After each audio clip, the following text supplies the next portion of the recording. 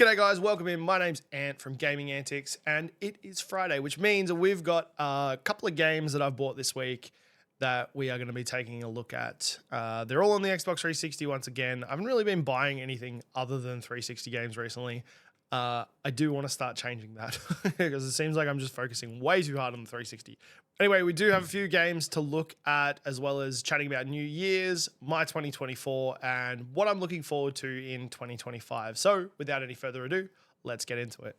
So the first game up today is Watch Dogs on the Xbox 360. It's a really cool game, cyber hacker action adventure game.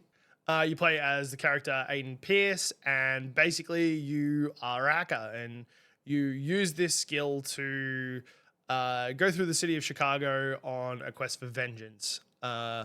It's really fast paced. The hacking abilities are really, really cool. The skill tree is really, really nice as well.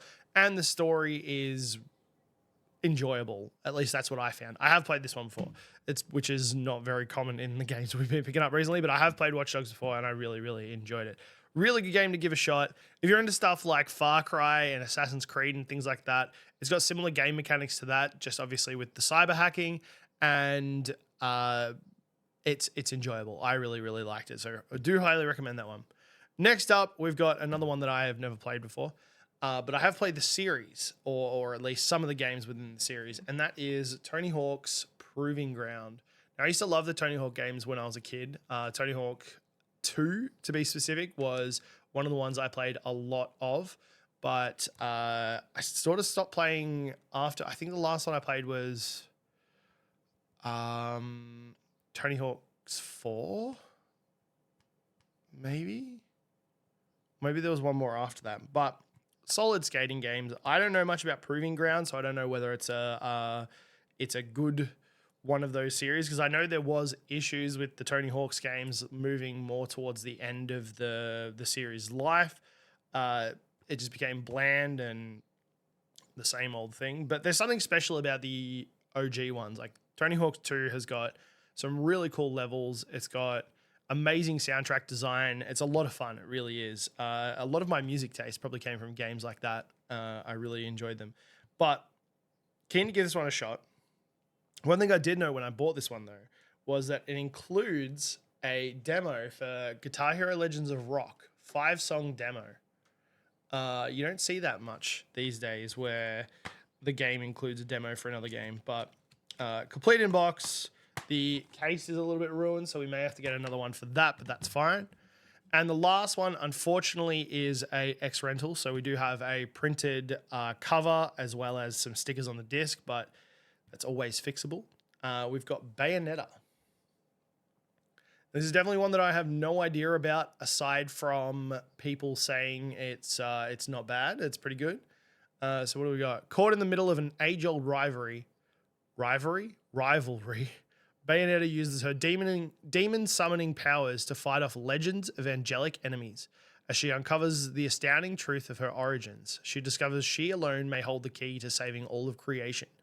So maybe Devil May Cry style gameplay, maybe with a, I don't know, bit of a angel demon situation happening there. But as I said, you can see X rental, and this one's from Tarneet.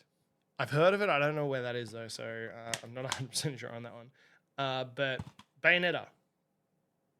Bayonetta's non-stop action leaves us with racing pulses. Game Informer. So another one to try. I'm starting to get to the point where I don't have enough time to play all these games. Still making my way through Assassin's Creed Brotherhood, but definitely this year is one that I'm going to sink hard into the game playing and try and finish a lot of those games that I didn't get a chance to play. So Bayonetta, Tony Hawk's Proving Grounds, and Watch Dogs. So time to put those into the shelf, and then after that we'll have a bit of a chat. So there is actually a few Tony Hawk games on the 360. Tony Hawk Ride, which I think that's the one with you get like a skateboard controller. There's Tony Hawk Shred, which I'm assuming is probably the same thing. Tony Hawk's American Wasteland, which I think is the one the last one I actually played. Tony Hawk's Project 8 and Proving Ground. So I'd be keen to see how they all stack up. And the one thing I'm wondering is whether I do go down the route of getting the weird controllers like the Tony Hawk Ride controller and actually giving it a shot and seeing whether it's like an interesting addition or whether it's just like, they were trying to get money. Which I mean, that most likely they're trying to get money, but so only the first Watch Dogs is on the 360. So the other one must be on the Xbox One and PS4. Two? Oh, you remember this? They had installation disc and then game disc. Never understood that. It can't be that big, right? So those are the pickups this week. All up, I spent $18, so not bad, $6 a game, which seems to be around about the price that I'm paying for most of the games I'm picking up at the moment. I know there's games that are going to be a lot more expensive, but I'm hoping to find them out in the wild, like in Facebook Marketplace pickups or garage sales or markets, things like that, and seeing if I can get them for a little bit cheaper. Obviously, if I can't, I'll try and get them from Cashies or eBay. I did find out there's a CEX in Reservoir near Melbourne, so I might even go down and see what they've got to offer and see if I can pick up some of those more expensive ones for a little bit cheaper than what they are in, say, Cashies. As you all know, it's obviously New Year's. If you're watching it this week, if you're watching it in the future, it's New Year's this week. New Year's Eve and New Year's Day was yesterday. So today I'm recording this on the 2nd. New Year's Day was yesterday. We went out camping and played a whole bunch of board games and card games. We went motorbike riding, swimming. It was fantastic. One thing I did do, though, was take my Game Boy with my Pokemon Yellow version on it. And I was able to sit down and play some of that. It was really, really cool. It really took me back. And I liked the simplicity of it. It's a lot of people say that it's probably a little bit too simplistic, and gold and silver is sort of the point where it started getting really cool. But I don't know, there was just something about yellow version that was just really, really cool. And I was excited to sit back and play it. And there was a couple of people around the camp that enjoyed talking about it as well. They brought up their stories from when they were kids of the first Pokemon they caught and their first time playing through. It was a really cool thing to do. I even let my daughter have a bit of a play, and she ran around. She can't read yet, so she had no idea what the heck she was doing, but she did enjoy it. So New Year's was a lot of fun. One thing I did want to talk about was my 2024 with gaming. When it came to 2024, I was streaming a lot, and I was playing one single game, which was Minecraft. I've always been a Minecraft streamer. And this year was that point where I found I had that disconnect from gaming, or I should say last year. Last year was the point that I found I had that disconnect from gaming, and I wasn't 100% sure why. And it was probably because I was just focusing on the one game. I've always been a variety gamer. I've always played a wide range of games. And when I sunk myself into one single game for so long, so I've been playing this for like 4 years. That's what I've been streaming for 4 years, nonstop. That's what I was known for. And it just got to a point where I was like, I'm missing out on so much. I've missed out on so many games that I've been excited for so long. And I don't feel like my gaming experience in 2024 was what it could have been. I finished a few games. I finished things like Assassin's Creed. I finished that recently. I finished some Skylanders with my daughter. I finished Baldur's Gate 3 times. There's a bunch of games that I did finish, but not to the extent that I used to finish games. And I want to change that this year. This year is the year that I start playing video games again, not just the one on repeat. There were some other ones there that I did play a lot, things like Slay the Spire, Balatro. There was Inscription, little indie games that, you know, you can hop in and out of when you want to. But this year, 2025 is the year of Ant playing a bunch. I want to play a lot. And one of the things I'm going to do is take a leaf out of another creator's book. I can't remember their name at the moment, but I did watch their video recently. I'll put a link in the description where they attempted to complete their Steam backlog. Now, I don't plan on completing my backlog because, well, there's like 140 games right there.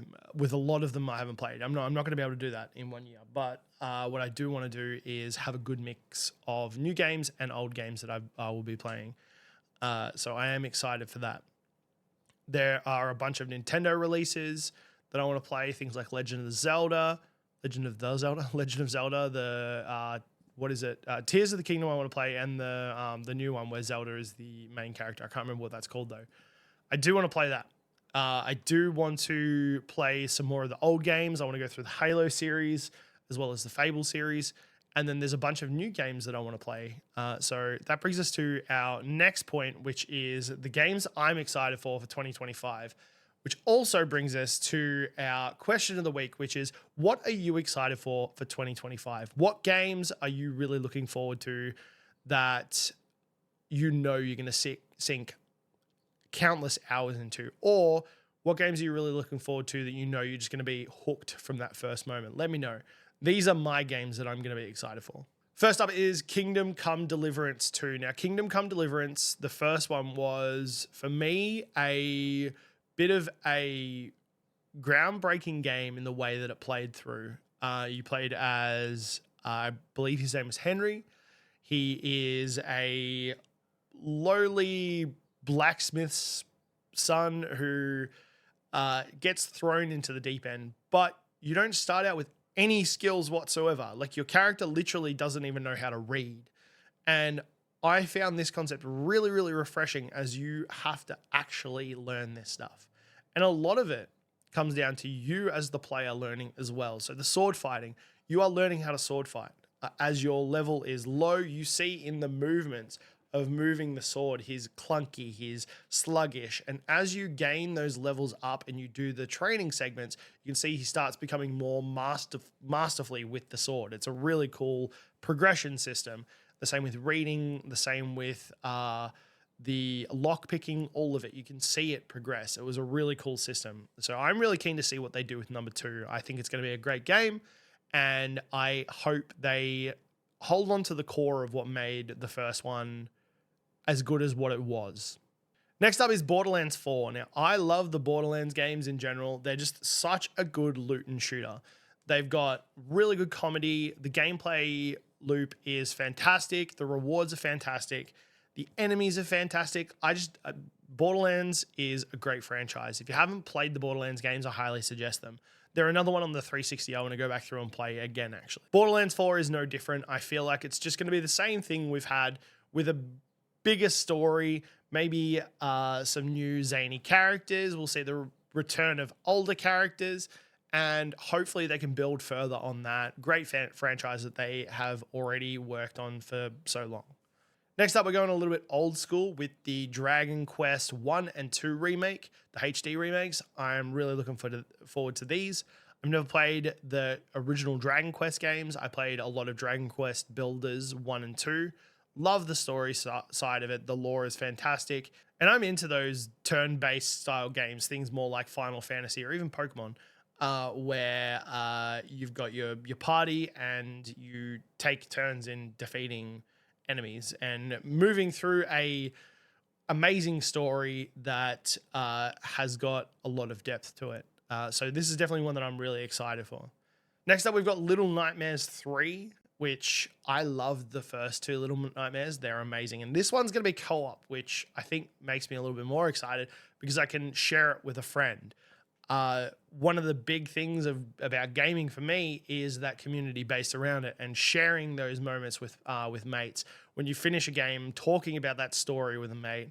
I used to love when all of us would finally finish a game and we'd all get around, chat about the different things we liked, as well as comparing our journeys through the game with each other's journeys. It was lovely. The first major one that I loved to do that with was Far Cry 3, actually, when everyone was talking about Vars. It was a great experience. So Little Nightmares 3, horror, side scroller. No, not really, kind of. For the most part it is, but then it's got some other aspects to it. It's got a little bit more depth, but a lot of fun. If you haven't tried Little Nightmares 1 and 2, highly suggest it. Story is great, absolutely great. Even if you do need to go and watch a YouTube video afterwards to figure out what's going on.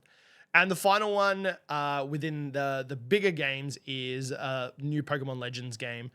I always love a good Pokemon game.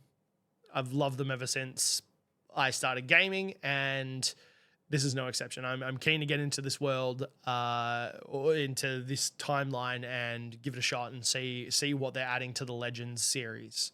But with that, that's a wrap on this one. I'm hoping to amp up that the purchasing of those video games. Like I said last week in my last video, that I do potentially have a big retro haul coming. I've just got to work out the details of that, and I'm excited to get that video out. That one's going to be a really, really cool one. Otherwise, you know, markets and things are going to start popping back up, garage sales after Christmas. So I'm excited to get out there and see what's available and what people have got for sale.